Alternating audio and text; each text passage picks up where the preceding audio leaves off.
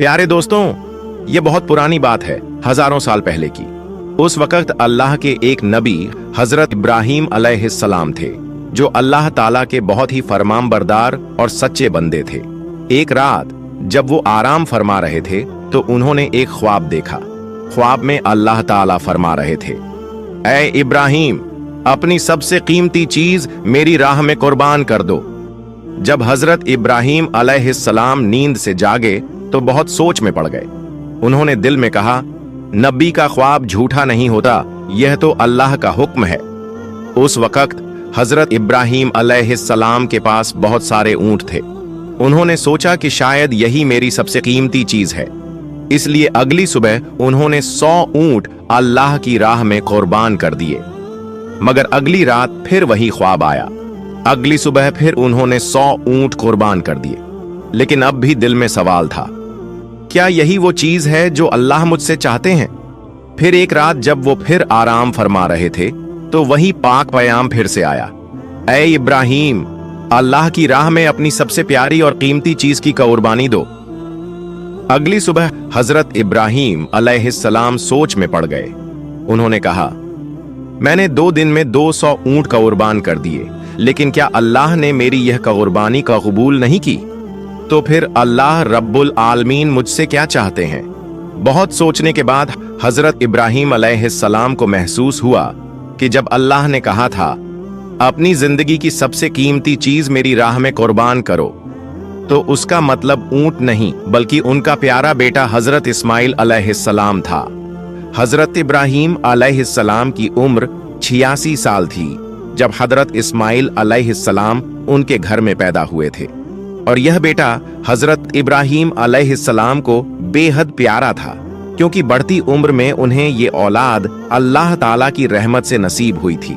यह वही बेटा था जिससे उनकी नस्ल आगे चलने वाली थी और जिसकी मोहब्बत हजरत इब्राहीम अलैहिस्सलाम के दिल के बेहद करीब थी।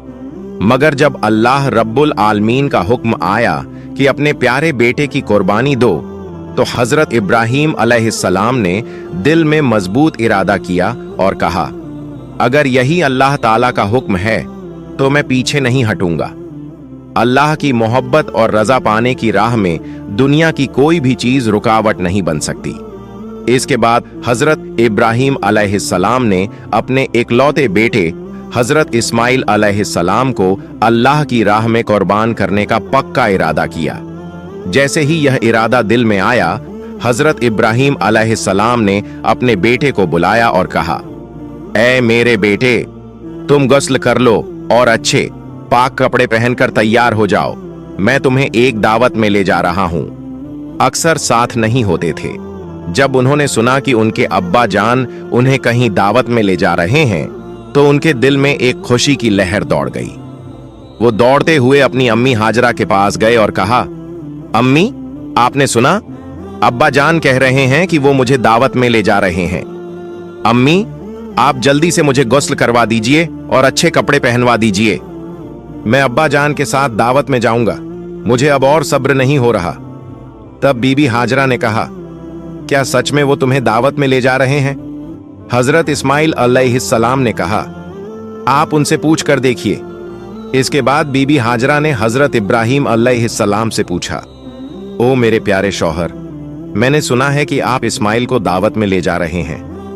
हजरत इब्राहीम अलैहिस्सलाम ने कहा, हाँ हाजरा, तुमने बिल्कुल सही सुना। इस्माइल को गुस्ल करवाकर अच्छे कपड़ों में सजा दो, मैं उसे दावत में ले जाऊंगा। प्यारे नाजरीन, बहुत से लोग सोच सकते हैं कि हजरत इब्राहीम अलैहिस्सलाम, जो कि अल्लाह के नबी थे, बीबी हाजरा और इस्माइल से झूठ बोल रहे थे, लेकिन हकीकत में हजरत इब्राहीम अलैहिस्सलाम ने कोई झूठ नहीं बोला। अगर गहराई से सोचा जाए तो उनकी बात बिल्कुल सही और सच्चाई पर मबनी थी, क्योंकि वो इस्माइल को अल्लाह रब्बुल आलमीन की दावत यानी उसकी राह में कुर्बानी के लिए ले जा रहे थे।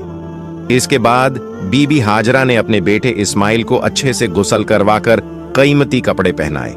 फिर अपने शौहर के हवाले करने से पहले कहा, ओ मेरे अजीज शौहर, इस्माइल को मैंने बचपन से अब तक पाला है, मगर कभी भी उसे अपनी नजर से दूर नहीं होने दिया। अब जब आप उसे ले जा रहे हैं तो खुदा के वास्ते उस पर रहम कीजिएगा। जब तक आप दोनों वापस नहीं आ जाते मैं हर पल बेचैनी में रहूंगी और आपकी राह तकती रहूंगी। बीबी हाजरा की ये बातें सुनकर